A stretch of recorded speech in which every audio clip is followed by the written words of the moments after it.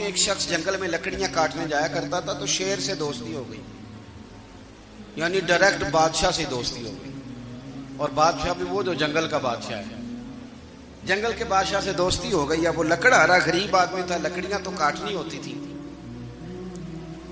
تو وہ جنگل کا بادشاہ اعلان کر دیتا جانوروں کو کہ میرا دوست آیا، ایک تو کوئی تنگ نہ کرے، اور دوسرا یہ کہ سب لوگ مل کے اس کے ساتھ تعاون کریں۔ کبھی کوئی جانور لکڑیاں اکٹھی کراتا، کبھی کوئی اپنی پشت پہ گدھا، بیل، گھوڑا، خچر رکھ کے وہ لکڑیاں باہر چھوڑنے آتا۔ تو اب اس کی بڑی دھوم مچ گئی جنگل کے اندر، لکڑہارا مزدور تھا، وہ بادشاہ سے دوستی کر کے بادشاہ ہی بن گیا۔ وہ گھر آ کے نا بیوی کو اکثر بتاتا کہ میرا ایک دوست ہے، میں جاتا ہوں تو ساری پہلے ہی مخلوق کھڑی ہوتی ہے میرے استقبال کے لیے۔ دوستی جو بڑے سے ہو گئی ہے، بنا ہے شاہ کا مصاحب تو پھرے ہے اتراتا، وگرنہ شہر میں غالب کی آبرو کیا ہے۔ ہمیں تو پوچھتا ہی کوئی نہیں، یہ تو بنا ہے شاہ کا مصاحب تو پھرے ہے اتراتا، وگرنہ شہر میں غالب کی آبرو کیا ہے۔ تو وہ لوگوں کو بتاتا، بیوی کو بھی بتاتا دوست ہے، تو بیوی کہنے لگی اتنی تو تعریفیں کرتا، یہ نہیں بتایا کہ وہ جنگل کا شیر ہے، بس نیرا دوست بتا دیا۔ بیوی کہنے لگ گئی کہ تو اتنا جو اس کا ذکر کرتا ہے تو کسی دن بلا نا، بلا کسی دن تاکہ اس کی دعوت کریں۔ اب اس نے پھر نہ اس کو پردے میں رکھا، کیا کہتے ہیں آج کل سرپرائز دینا ہے، مگر سرپرائز دینا ہے، پردے میں رکھا کہ وہ شیر ہے۔ تو وہ بلا لیا گھر، اب اس کے لیے کچا گوشت، ظاہر ہے شیر نے کچا گوشت دکھانا تھا۔ وہ کہنے لگی پکانا کس طرح کا ہے؟ وہ کہنے لگا جب وہ آئے گا پھر بتاؤں گا۔ اب وہ کچا گوشت 2-3 بکرے ذبح کر کے ڈال دیے، وہ آ گیا شیر۔ عارف رومی کہتے ہیں جب وہ آیا نا تو اس کی بیوی نے دیکھا تو اس نے ایک سخت جملہ کہہ دیا، کہنے لگی اوہو میں سمجھی تھی پتہ نہیں کون ہے، اس طرح کے درندے تیرے یار ہیں، کتے بلے دوست بنائے ہوئے ہیں، یہ کیا بات ہوئی؟ خیر وہ شیر نے سن لیا، گوشت کھایا، وہ چلا گیا۔ اگلے دن لکڑہارا لکڑیاں کاٹنے گیا تو شیر نے ملاقات کرتے ہی لکڑہارے سے کہا کہ یہ نا کلاڑی اٹھا اور میری پشت پہ نا ایک زخم کر دے۔ اس نے کہا نہیں میں یہ کام نہیں کرتا، تو میرا دوست ہے۔ اس نے کہا سن بھائی میں نے پیار سے کہا ہے تو مان جا، ورنہ میں ہوں شیر، میں نے تجھ سے منوا ہی لینا ہے، میں کوئی تکلیف دوں گا مناسب نہیں، تو کر۔ اس نے کلاڑی اٹھائی اور اس کی پشت پہ ایک زور سے زخم لگا دیا، خون بہنے لگا۔ اس نے کہا تو نے آج کے بعد آنا ہے، لکڑیاں کاٹنی ہے، تجھے کوئی کچھ نہیں کہے گا، بس یہ ایک حکمت تھی جو میں نے کیا ہے۔ قصہ مختصر، وہ آتا رہا، لکڑیاں ملتی رہی، خدمت بھی ہوتی رہی، 6-8 ماہ گزر گئے۔ ایک دن شیر اس سے کہنے لگا یہ میرے ذرا بال اٹھا کے دیکھ، وہ جو تو نے زخم لگایا تھا وہ کہاں پہ ہے؟ اس نے وہ بال اٹھا کے دیکھا تو زخم ملا ہی نہیں، کئی جگہ پہ ٹٹولا کا یار یہاں تھا یہاں تھا یہاں تھا۔ شیر نے پھر کیا کمال جملہ کہا، اس نے کہا کہ وہ جو کلاڑی کا زخم تو نے لگایا تھا نا وہ مکمل ہو گیا، لیکن تیری بیوی کا جو لہجہ تھا اور اس کی جو تلخی تھی وہ آج تک میرے ذہن میں موجود ہے، وہ ابھی بھی مجھے تکلیف دیتی ہے۔ تو بات سوچتا ہوں مجھے اس نے درندہ کہا، اس نے میرے بارے میں اتنے کچے اور کمزور اور سخت جملے کہے، تو وہ بات مجھے بھولتی، وہ آج بھی میرے ذہن میں اسی طرح گونجتی ہے۔ تلخ جملے جو اس نے کہے اور خوفناک جو انداز اس نے اختیار کیا، وہ بات مجھے کبھی بھی بھولتی۔ تو آپ کے لفظ لوگوں کو بھول جاتے ہیں پر لہجہ یاد رہتا ہے اگر ہم اپنے لہجے پر تھوڑی توجہ ہی کر لیں۔ کچھ لوگ کہتے ہیں جی میرا جی روٹین یہ ہے بات کرنے کی، تو یہ یاد رکھنا کسی وقت ایسا بھی ہوتا ہے کہ شیر کو سوا شیر مل جاتا ہے، پھر ایسا نہ ہو کہ آپ کی تلخی کی جواب میں کوئی اس طرح کی تلخی ہو کہ پھر آپ اس کو کبھی بھلا نہ سکیں۔ آپ نے گفتگو کی لیکن اس گفتگو میں آپ کا انداز کیا تھا، لب و لہجہ کیا تھا؟ کچھ لوگ کہتے ہیں میں نے کوئی غلط بات کی ہے، بالکل ٹھیک بات کی ہے بھئی، آپ کی بات ٹھیک تھی پر آپ کا انداز ٹھیک نہیں تھا۔ جہاں بات ٹھیک ہونا ضروری ہے نا وہاں انداز ٹھیک ہونا بھی بڑا ہی ضروری ہے۔ آپ کے لہجے کا خوبصورت ہونا اور آپ کے لفظوں کا حسین ہونا بھی بڑا ہی ضروری ہے۔ اگر آپ تھوڑا سا معاشرے میں غور کریں تو کچھ لوگ ایسے ہیں جو تباہ نہیں بیچارے دنیا میں آئے ہی شکوہ کرنے کے لیے. ان کے لہجے سے نہ ترش روئی برستی ہے، تلخی ہے. وہ جی میں فلاں آدمی کے پاس گیا تو اس نے میری بات نہیں سنی، فلاں شخص سے میری ملاقات ہوئی، میں نے وقت گزارا پر وہ بندہ ٹھیک نہیں نکلا، فلاں کے ساتھ میں آگے بڑھنا چاہ رہا تھا پر میرے معاملات چل نہیں سکے. تو بھئی آپ دوسروں کو ناپتے اور تولتے رہے، آپ کو یہ دیکھ لینا چاہیے تھا کہ آپ کا انداز فکر ہی کہیں غلط نہ ہو. لہجے، اخلاق یہ آپ کے لفظوں سے بھی زیادہ اثر بعض اوقات رکھتے ہیں. کسی نے کہا تھا کہ میرے لہجے میں غرور آیا تھا، اس کو حق تھا کہ شکایت کرتا تھا. میرے لہجے میں کچھ ایسا کہ جس پہ وہ بیچارہ پریشان ہو گیا، اب اس کا حق بنتا تھا وہ اس پہ شکایت کرتا. تو میرے عزیز، آپ بات کو یاد رکھیں گے کہ جو اخلاق ہے، آپ کا جو اخلاق ہے، جو آپ کا کردار ہے، وہ اپنی ایک خوبصورتی رکھتا ہے. اس لیے میرے نبی پاک صلی اللہ تعالی علیہ وآلہ وسلم نے فرمایا تم میں کامل مومن وہ ہے جس کا اخلاق زیادہ اچھا ہے. جو کہانیاں زیادہ سناتا ہے وہ نہیں، جو اپنی خدمات زیادہ بتاتا ہے وہ نہیں، جو باقی سب کی نفی کر کے کہتا ہے کہ دنیا میں کوئی بندہ ٹھیک نہیں صرف میں ٹھیک ہوں، وہ والا بندہ نہیں. بلکہ فرمایا جس بندے کا اخلاق زیادہ اچھا ہے. اخلاق دیکھیں، یہ جو آپ کا لہجہ ہوتا ہے نا، یہ بہت زیادہ اثرات مرتب کرتا ہے آپ کے گھر پہ بھی، باہر بھی. آپ اگر اپنی گفتگو میں باڈی لینگویج کو تھوڑا سا اچھا رکھیں، کچھ لوگ ایسے ہوتے ہیں جو بات بڑی صحیح کرتے ہیں پر کچھ زیادہ ہی باتیں کرتے ہیں، تو وہ زیادہ باتیں کرنے کی وجہ سے ان کی جو صحیح باتیں ہوتی ہیں ان کا بھی وزن خراب ہو جاتا ہے، کیونکہ وہ زیادہ باتیں کرتے ہیں، ہر وقت بولتے ہیں، ہر وقت بات کرتے ہیں. تو جب وہ ٹھیک بات بھی کر رہے ہوں تب بھی ان کی بات کا لوگ اثر قبول نہیں کرتے. لیکن اگر ان کا لہجہ باوقار ہو، بات وہ تھوڑی کریں پر جتنی کریں ذرا سونی کر کے کریں، گفتگو میں خود بخود اثر پیدا ہو جائے گا، بات اچھی لگے گی. اخلاقی رویے اگر لوگوں کے زیادہ اچھے ہو جائیں، ایک تو مسکرانے کا بل کوئی نہیں آتا، اس کے پیسے کوئی نہیں لگتے، اور یہ بھی شکر ہے ابھی تک اس پر ٹیکس بھی کوئی نہیں، یہ بھی مقام تشکر ہے. تو اگر آپ بات کریں اور اس میں تھوڑی سی مٹھاس پیدا کر لیں، آپ تھوڑی سی بات میں نا مٹھاس. میرے ایک کلاس فیلو ہیں، تو وہ تقریر کر رہے تھے اور میں سن رہا تھا، تو مجھے بعد میں کہنے لگے آپ تبصرہ کریں میں نے کیسی تقریر کی ہے. یہ ہوتا ہے نا جی، بعض اوقات دوست بیٹھتے ہیں بے تکلف تو کئی دفعہ کچھ باتیں ایسی ایک دوسرے کے ساتھ کرتے ہیں. تو مجھے کہنے لگے آپ بتائیں کہ میں بات کر رہا تھا تو کیسی تھی. تو میں نے کہا جب آپ بات کر رہے تھے تو میں ڈر رہا تھا، مجھے لگ رہا تھا کہیں آپ لڑ نہ پڑیں. بھئی آپ اطمینان سے بات کریں، آپ تسلی سے بات کریں، آپ خندہ پیشانی کے ساتھ بات کریں. میرے نبی پاک صلی اللہ تعالی علیہ وسلم نے فرمایا، مسلم شریف کی حدیث ہے، حضور فرماتے ہیں نیکی کو کبھی چھوٹا نہیں سمجھنا، نیکی کو حقیر نہیں سمجھنا. کچھ نہ ہو سکے تو اپنے بھائی سے مسکرا کے بات ہی کر لیا کرو. بات کرو تو تمہارے لہجے میں ترش روئی نہ ہو. بعض اوقات آپ تلخ بات کرتے ہیں، آپ کا لہجہ تلخ ہوتا ہے تو آپ کی صحیح بات بھی قبول نہیں کی جاتی. لیکن اگر آپ کے لہجے میں مسکراہٹ ہو، آپ کے لہجے کے اندر خوبصورتی ہو، تو آپ کے اپنے بھی، آپ کے بیگانے بھی، سب کے سب آپ کی بات کو تسلی کے ساتھ سمجھنا وہ گوارا کریں گے. اسی طریقے سے ہمارا دل کرتا ہے کہ لوگ ہماری بات سنیں، ہمارے گرویدہ ہوں، ہم جو پیغام دینا چاہتے ہیں وہ پیغام لوگ اچھے طریقے سے قبول کریں، اس پر لوگوں کی توجہ زیادہ ہو، یہ ہمارا شوق ہوتا ہے. اور دنیا میں اب تو فیمس ہونے کا شوق بڑا بڑھ گیا ہے، اب بڑا بڑھ گیا ہے.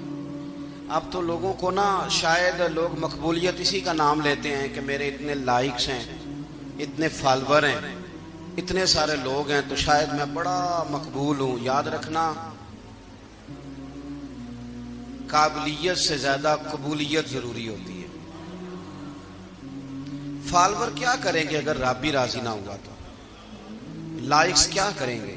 اگر تو قبول ہو جائے تو پھر چلو کسی لائکس کا بھی فائدہ ہے، کسی فالوور کا بھی. اور اگر قبول نہ ہو تو پھر کوئی فائدہ. جنوں پریتم اپنا آنکھ ہی نہ، وہ وجہ سہاگن ہو ہی نہیں. تو جب وہ قبول کر لے پھر تو بڑی بات ہے, اور اگر قبولیت نہ ہو تو پھر بڑے بڑے مجمع بھی کوئی فائدہ نہیں دیتے. ہماری خواہش ہوتی ہے کہ لوگ ہمیں جانیں, لوگ ہمیں پہچانیں, ہمارا بڑا نام ہو, ہمارا بڑا ذکر ہو, ہمارے بڑے تذکرے ہوں. تو میرے نبی پاک صلی اللہ تعالی علیہ وسلم نے ارشاد فرمایا, حضرت ابو ہریرہ رضی اللہ تعالیٰ عنہ روایت کرتے ہیں, حضور فرمانے لگے تم مال کے ذریعے لوگوں کو اپنا گرویدہ نہیں بنا سکتے, پیسے دے کے لوگوں کو پیچھے نہیں لگا سکتے. کتنے کو دو گے؟ دیکھیں نا, پیسوں سے تو بندے کا لالچ شروع ہو جاتا ہے. ایک دفعہ دیں, پھر دوسری دفعہ دیں, پھر تیسری دفعہ دیں. روز دیں گے تو بندہ راضی ہوگا, اور اگر آپ نے 99 دفعہ دیا, ایک دفعہ نہیں دیا تو وہ ناراض ہو جاتا ہے. تو کتنا کو لالچ پورا کریں گے؟ تو حبیب پاک علیہ الصلوۃ والسلام فرمانے لگے تم پیسے دے کے لوگوں کو اپنا گرویدہ نہیں کر سکتے, ہاں خندہ پیشانی سے, حسن اخلاق سے ملو گے تو لوگ تمہارے گرویدہ ہو جائیں گے. تمہارا اخلاق, تمہاری خندہ پیشانی, تمہارا اچھا کردار, یہ لوگوں کو گرویدہ کر سکتا ہے. مال و دولت سے لوگ گرویدہ نہیں ہوتے. تو ہمارا وہ جو روزمرہ کا لوگوں کے ساتھ تعلق ہے, لب و لہجہ ہے, میں نے دیکھا ہے بہت سارے لوگ ایسے ہیں جن کے ساتھ لوگ آنا جانا, ملنا بیٹھنا آہستہ آہستہ چھوڑ دیتے ہیں. اور وہ کس لیے چھوڑ دیتے ہیں؟ وہ ان کے رویے کی وجہ سے چھوڑ دیتے ہیں, ان کے انداز فکر کی وجہ سے چھوڑ دیتے ہیں, ان کے شکووں کی وجہ سے چھوڑ دیتے ہیں. مزاج ہوتا ہے نا ہمارا کہ ہمیں شوق ہوتا ہے تعلق زیادہ لوگوں کے ساتھ ہو, اور پھر یہ بھی شرط ہوتی ہے کہ میں جس کے پاس جاؤں وہ مجھے یہی کہے کہ تو میرے ساتھ ہی پیار کر. ایک صاحب مجھ سے کہنے لگے کہ یہ میں محفل کراتا ہوں, آپ بھی تشریف لائیں, اور میں 20 علماء کو بلا چکا ہوں, اور بڑے بڑے نامور نام انہوں نے میرے سامنے لیے. میں نے ان سے پوچھا کہ جو نام آپ نے لیے ہیں اور آپ کی تصویریں بھی ساتھ ہیں, میں الحمدللہ تسلیم کر گیا ہوں آپ کی بات کو, لیکن سوال میرا یہ تھا کہ کیا آپ نماز بھی پڑھتے ہیں؟ 21 علماء کو آپ نے بلایا یا 20 کو بلایا اور بڑے بڑوں کو بلایا, اور مجھے بھی آپ دعوت پیش کر رہے ہیں, تو نمازی بھی آپ ہیں, نمازی بھی ہیں. کہنے لگے آپ دعا کریں میں نماز پڑھنا شروع کر دوں. میں نے ان سے کہا خدا کے بندے, اب اگر تو کسی اور کو بتائے گا کہ 20 اتنے بڑے لوگوں سے میرا تعلق کر پڑتا میں نماز بھی نہیں, تو لوگ کیا سوچیں گے کہ 21 مولوی مل کے بھی ایک بندے کو نمازی نہیں بنا سکے. تو آپ اپنے لب و لہجے سے صرف باتوں سے گرویدہ کسی کو کر لیں گے؟ آپ یہ دیکھیں کہ اخلاق کس طرح کا ہے, لہجہ کس طرح کا ہے, آپ کی بات کرنے کا انداز کتنا حسین ہے, اس لفظ کے اندر حسن کتنا زیادہ ہے. نبی پاک صلی اللہ علیہ وسلم بھی تبلیغ فرماتے ہیں, ہم بھی تبلیغ کرتے ہیں. میں اور آپ جب تبلیغ کرتے ہیں تو اس تبلیغ کے اندر شکوہ ہوتا ہے اور تنقید ہوتی ہے, اور بعض جگہ میں نے یہ بھی دیکھا ہے کہ طنز ہوتا ہے, طنز. ہم دوسرے کو دے دین کی دعوت رہے ہیں, لیکن ہمارے لب و لہجے سے طنز اور تو شروعی چھلکتی ہے. تو دولت کے پیچھے لگ گیا ہے, تو بالکل جاہل ہے, تو بالکل تیرے خاندان میں سے بھی کوئی نہیں ادھر آتا. آپ طنز کر رہے ہیں, آپ دعوت دین نہیں دے رہے.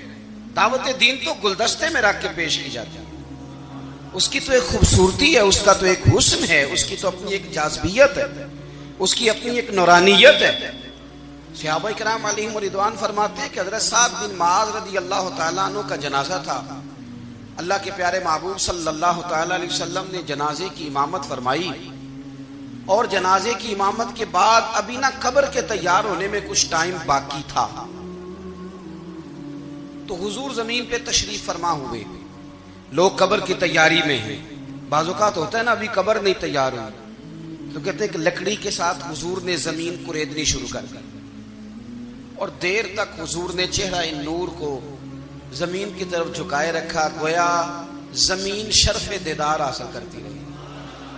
دیر تک چہرہ نور جھکا رہا زمین کی جانب, حضور نے رخ نور کو پھیر لیا.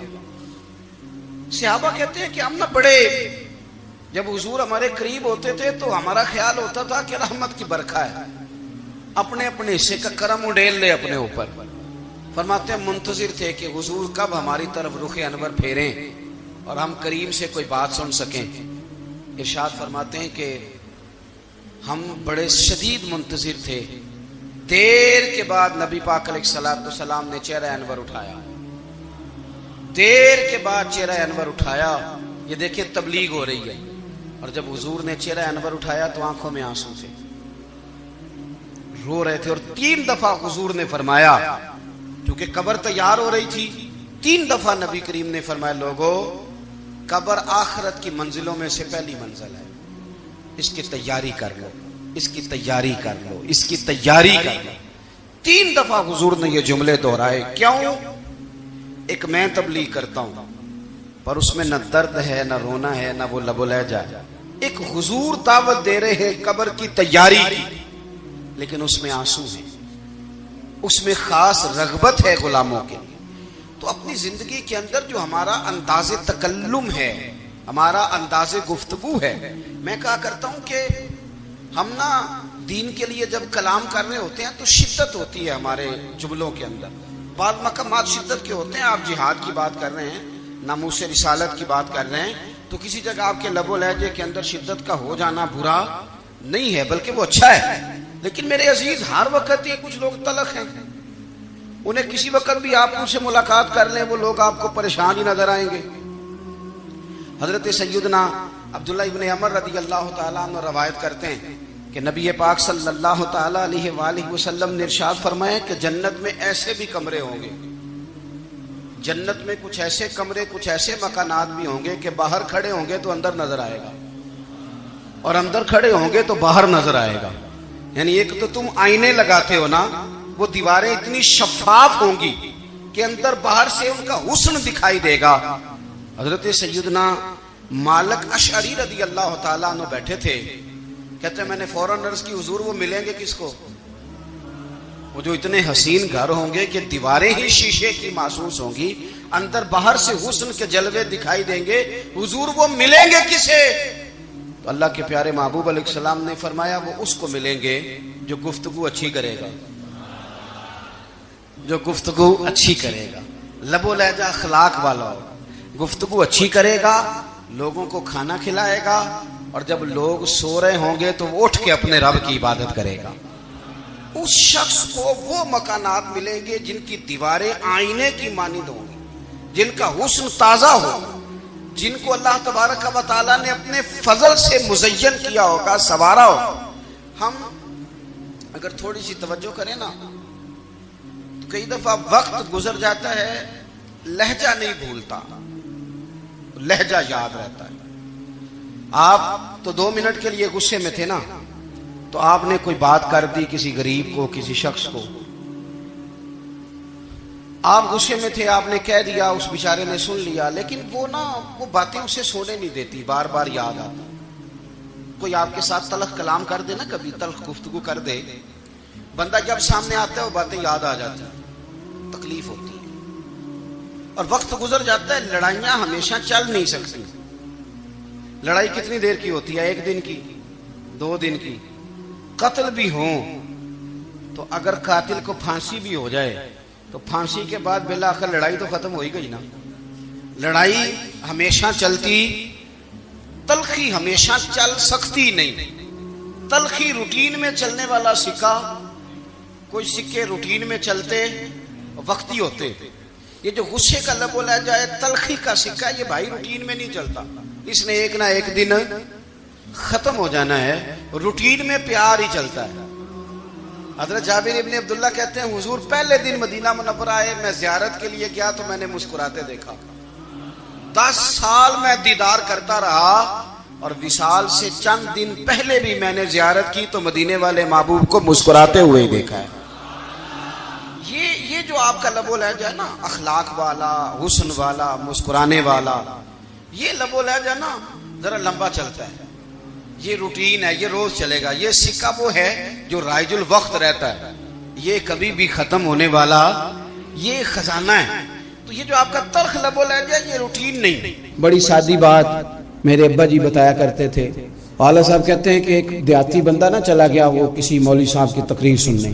تو اس زمانے میں آپ کو پتہ ہے یہ واش روم کا مروجہ نظام نہیں ہوتا تھا, تو لوگ کھیتوں میں دوسری جگہوں پہ پیشاب کے لیے جاتے تھے. تو مولانا نے ایک احتیاط بیان کی, وہ کہنے لگے کہ پیشاب سخت جگہ پہ نہ کرو زمین پہ بیٹھ کر، ورنہ پیشاب کے چینٹے اڑیں گے، کپڑوں پہ پڑیں گے، اور حدیث میں سخت حکم ہے اس مسئلے۔ تو کوئی نرم جگہ ہو ایسی جہاں پیشاب کریں چینٹے نہ اڑیں۔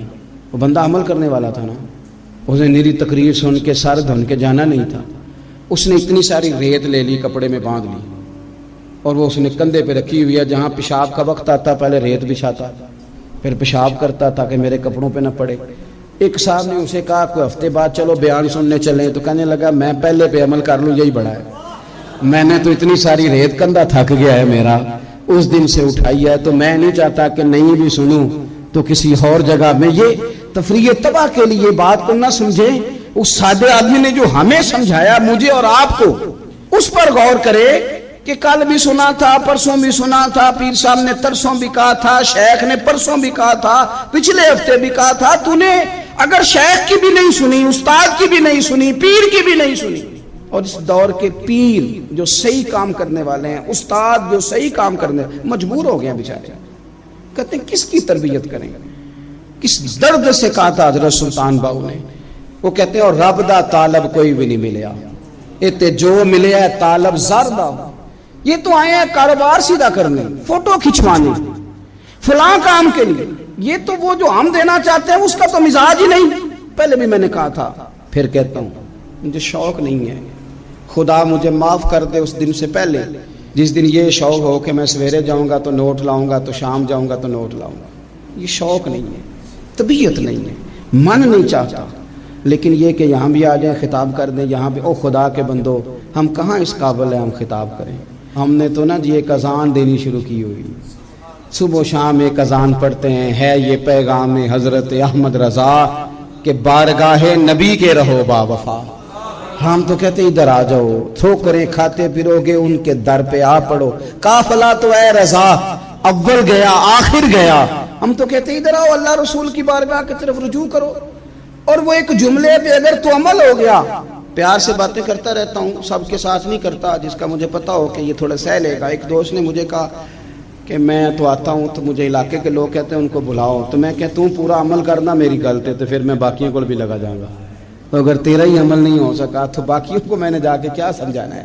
تو ایک تو آج کی جو رات ہے، اس سے پہلے اپنے اعمال کی طرف، میں اکثر کہتا رہتا ہوں کہ شب برات پہ ہر مسجد سے زور زور سے رونے کی آواز آنی بھی چاہیے، شب قدر پہ آتی ہے، عمرے پہ جاتے وقت لوگ معافیاں مانگتے ہیں، حج پہ جاتے وقت، اور کروڑوں لوگ یہ کام کرتے ہیں سال میں، اگر 25 لاکھ 26 لاکھ آدمی یا 50 لاکھ آدمی حج کرتا ہے اور وہ جانے سے پہلے معافی مانگ کے گیا، توبہ کر کے گیا، اور کروڑوں لوگ ہیں جو شب قدر میں ہیں، شب برات میں ہیں، اور انہوں نے کھل کے توبہ کی ہے، تو پھر میرے بھائی سویرے کرپشن ختم ہونی چاہیے نا ملک سے، سویرے 75% جھوٹ ختم ہونا چاہیے نا، ساری رات تو لوگوں نے توبہ کی، صبح 80% حقوق العباد کا مسئلہ حل ہونا چاہیے تھا کہ نہیں ہونا چاہیے، صبح ملاوٹ بہت حد تک ملک سے ختم ہونی چاہیے، تو کیا ہم نے سمجھ لیا ہے؟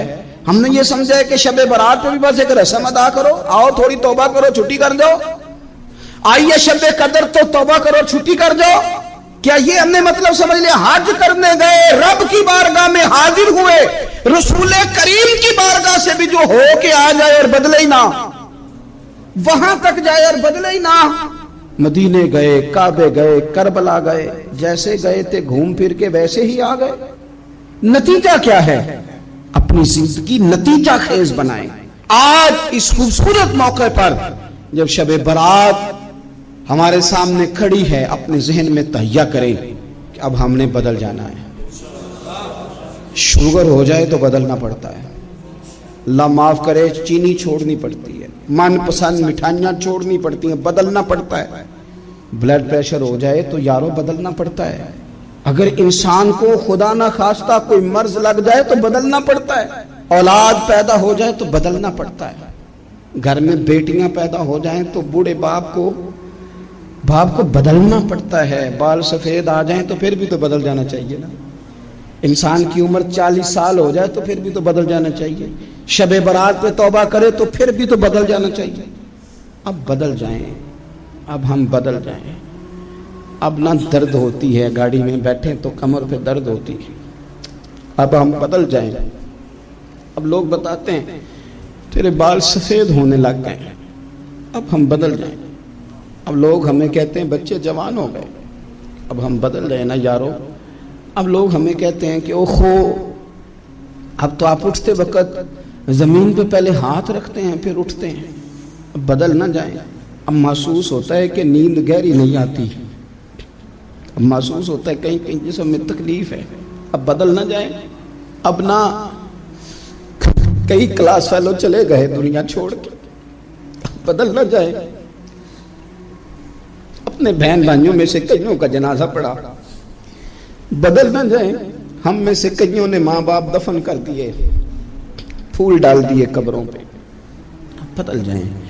اب وقت تھوڑا رہ گیا، اب کچھ تبدیلی کی طرف آئیں، اب توبہ صحیح والی کر لیں، اب استغفار دل سے پڑھ، اب تبدیل ہو جائیں، اب اپنے اندر باہر کچھ تبدیلیاں لائیں، اب اپنے ظاہر اور باطن کو سنواریں۔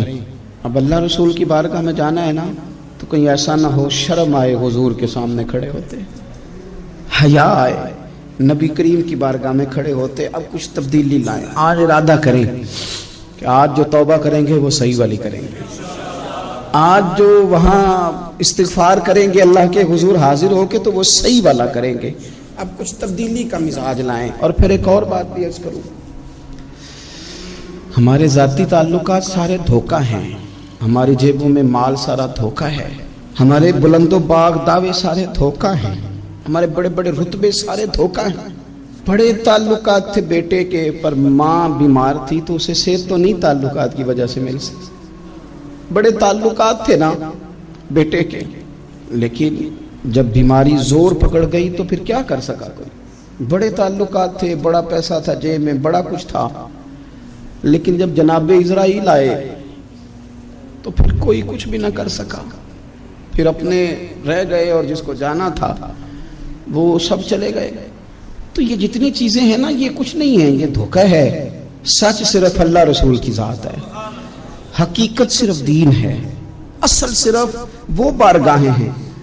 دھوکے میں نہ زندہ رہو، چھوڑ دو یہ بات کرنی کہ بڑے تعلقات ہیں، چھوڑ دو یہ بات کرنی کہ بڑا پیسہ ہے، چھوڑ دو یہ بات کرنی کہ برادری قبیلے علاقے میں بڑا، اور کچھ بھی نہیں ہے۔ کل من علیہ فان، ہوئے نامور بے نشاں کیسے کیسے، دیکھو زمین کھا گئی نوجوان کیسے کیسے۔ میں مولانا نورانی کی قبر پہ کھڑا تھا تو میں کہہ رہا تھا مقدور ہو تو خاک سے پوچھوں کہ اے لئیم تو نے وہ گنج ہائے گرا مایا کیا کیے؟ اتنے بڑے لوگ تو لے گئی، اتنے بڑے لوگ، اتنے بڑے لوگ قبروں میں کدھر گئے؟ سلطان محمود غزنوی کہاں ہیں؟ شہاب الدین غوری کہاں ہیں؟ وہ لوگ جو میدانوں میں آ کے صرف ان کا نام لیا جاتا تھا تو دنیا کانپ جاتی تھی، وہ کہاں گئے؟ اٹھ گئے سب لوگ، چلے گئے، ختم ہو گیا معاملہ۔ وقت اب ہماری طرف بڑھ رہا ہے، اب تیزی ہے، اب پیغام اجل آیا، کئی ہمارے ارد گرد سے اٹھا کے لے گیا، اب ہمیں بھی تو واپس لوٹنا ہے نا، تو کچھ تیاری کر لیں، کچھ ارادہ کر لیں۔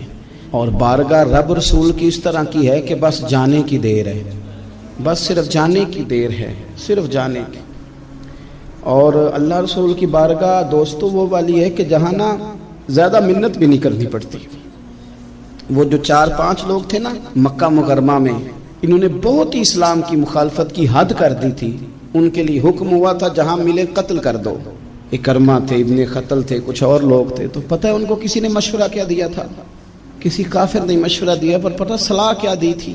اس نے کہا تھا تم نے بڑی زیادتیاں کی ہیں، بڑے بے ادب ہو، کسی صحابی کے قابو نہ آنا، مار دیے جاؤ گے، اپنی خطاؤں کے سبب سے تم مار دیے جاؤ گے، لیکن اگر کسی طریقے چھپتے چھپاتے رسول پاک کی بارگاہ میں پہنچ جاؤ نا، اگر وہاں کسی طریقے چلے جاؤ۔ ہم نے پوچھا معافی کیسے مانگیں گے، منہ کیسے دکھائیں گے، ہم نے اتنے ظلم کیے، اتنی زیادتیاں کی، کیسے معافی مانگیں گے؟ تو کہنے والے نے کہا کہ نہیں کچھ نہیں، تم بس کہہ دینا ہم آ گئے، اس سے زیادہ تو بات ہی کوئی نہیں، اتنا ہی تو صرف کہنا ہے آ گئے، اور نہ آتے تو جاتے بھی کہتے، بس تم اتنا کہہ دینا ان العبد اذا اعترف ثم تاب تاب اللہ علیہ۔ نبی کریم علیہ السلام نے فرمایا بندہ جب آ کے کہتا ہے نا یا اللہ میں بھول گیا تھا، غلطی ہو گئی، ان لفظ اذا طرف مان جو گیا ہوں غلطی ہو گئی. جب کہتا ہے نا میں بھول گیا, ثم تابا, پھر وہ توبہ کرتا, تاب اللہ علیہ, اللہ دیر کرتا ہی نہیں, فوراً توبہ کو قبول فرما لیتا. ہمارے ہاں نا کچھ لوگ تو تباً سخت ہیں, اللہ معاف فرمائے, اور کچھ رد عمل کے طور پر سخت ہو گئے. کچھ باتیں دلوں میں بیٹھ گئی ہیں جنہوں نے طبیعتوں کو سخت کر دیا ہے. کبھی کہیں آپ بہو سے کہ چلو بوڑھی ساس سے اگر کبھی کوئی بات سخت نکل گئی ہے تو معاف کر دے, وہ تیار نہیں ہوتی. وہ کہتی ہے تمہیں پتہ نہیں میرے ساتھ کیا کچھ ہوا. کبھی ساس سے کہا جائے نا چلو بھول گئی تھی بچی تو آپ درگزر کر دیں, تو کہتے ہیں تمہیں پتہ نہیں میرے اندر سختی کتنی آ گئی ہے, دکھ کتنے بیٹھ گئے. ہم نا طبیعتوں میں سختی کر بیٹھے. ہمارے دل دھڑکتے ضرور ہیں لیکن صرف اپنے بچوں کے لیے. ہمارے سینوں میں درد اٹھتا ضرور ہے لیکن صرف اپنوں کے لیے. ہم نے نا 2 4 5 6 باتیں جمع کر کے ان پر پورا ذہن بنا کے سخت ہو گئے ہیں. طبیعتیں سخت ہیں, دل سخت ہیں. میرے نبی پاک صلی اللہ تعالی علیہ وسلم نے فرمایا, یہ حدیث مسلم شریف میں موجود ہے, فرمایا جنت میں وہ لوگ داخل کیے جائیں گے جن کے دل چڑیوں کی طرح نرم ہیں. نرم دل کے لوگ, معاف کر دینے والے, جلدی مان جانے والے. ایک صاحب تھے اپنے بھائی سے ناراض ہو گئے اور انہوں نے رشتے سے انکار کر دیا. پہلے ان کے بیٹے کی وہیں پہ نسبت تھی, انکار کر دیا. تو کئی لوگوں نے ان سے کہا, میں نے بھی کہا, تو وہ کہنے لگے پیر صاحب عزت بڑی کرتا ہوں آپ کی لیکن میں مرد ہوں, ایک دفعہ نہ کر دوں تو پھر ہاں نہیں کیا کرتا. تو میں نے اس صاحب سے کہا, میں نے کہا یوں نہ کر, اگر صبح قیامت تیرے بارے میں کوئی سخت فیصلہ آ جائے اور رب کو منانا ہو کسی مقام پر تو کیا کہے گا؟ بہانے بنا بنا کے ہم سخت ہو گئے, دل اتنے سخت پتھر کر لیے, میں فلاں ہوتا ہوں جی, میں نہیں دوبارہ کسی کی سنتا. اور خدا کے بندو, میرے نبی پاک علیہ السلام نے فرمایا مومن تو اس طرح ہوتا ہے جس طرح اونٹ کے ناک میں نکیل ہوتی ہے, بٹھا دو تو بیٹھ گیا, اٹھ جاؤ تو اٹھ گیا. اور حضور نے فرمایا وہ لوگ جو بہت بد اخلاق ہیں, جھگڑالو ہیں, فسادی ہیں, سخت دل ہیں, وہ لوگ جنت میں نہیں جائیں گے. جو جھگڑے کرتے پھرتے ہیں جھگڑالو لوگ ہیں. عزیز دوستو, اپنی زندگی کے اندر طبیعت میں نرمی, اگر طبیعت نرم ہو گئی نا جی, مزاج میں نرمی آ گئی, تو پھر آپ محسوس کریں گے کہ آپ معاف کرتے بھی جلدی ہیں اور معافی دیتے بھی جلدی ہیں. پھر آپ کے تعلقات بچیں گے, آپ کی نسبتیں بچیں گی, آپ کے بہت سارے رشتوں میں قربت آئے گی, ٹوٹیں گے نہیں. ایک تو دل نرم کریں, کسی شخص کے بارے میں دل میں کوئی بات ہے تو اسے معاف کریں اور معافی دیں. کچھ لوگ بالکل ٹھیک ٹھاک ہوتے ہیں, کوئی ناراضگی نہیں ہوتی, لیکن آپ نے بچی کی شادی کا کارڈ دیا نہیں تو فوراً ناراض ہو جاتے ہیں. اور پھر آپ سمجھا رہے ہیں, قائل کر رہے ہیں, وہ تیار ہی نہیں ہے قائل ہونے کو. سنو, اور اس حدیث کو یاد رکھنا, نبی پاک صلی اللہ تعالی علیہ وسلم نے فرمایا جس کے پاس اس کا بھائی عذر لایا, بھائی معافی مانگنے آیا اور پھر اس نے معاف نہ کیا, اللہ کے حبیب فرماتے میرے حوض کوثر پہ نہ آئے. تو سخت ہو کے بیٹھ گیا ہے, تو کہتا ہے میرے سے پہلے سنے, میں آپ کو بتاؤں اس نے میرے ساتھ کیا کیا. اور ٹھہر جا, اگر حساب کتاب کے بعد معافی والا اصول رکھ لیا جائے کہ پہلے حساب کتاب ہوگا, غلطیوں کا مداوع ہوگا, پھر معافی ہوگی, تو یہی حساب اگر رب کریم بندوں کے ساتھ کرے تو پھر میں اور آپ کدھر جائیں گے. تو اس سادی بات پہ آ جاؤ نا, تو 2 جملوں میں حضور نے سمجھائی ہے, فرمایا تم رب کے بندوں کو معاف کر دو, اللہ تمہیں معاف کر دے گا.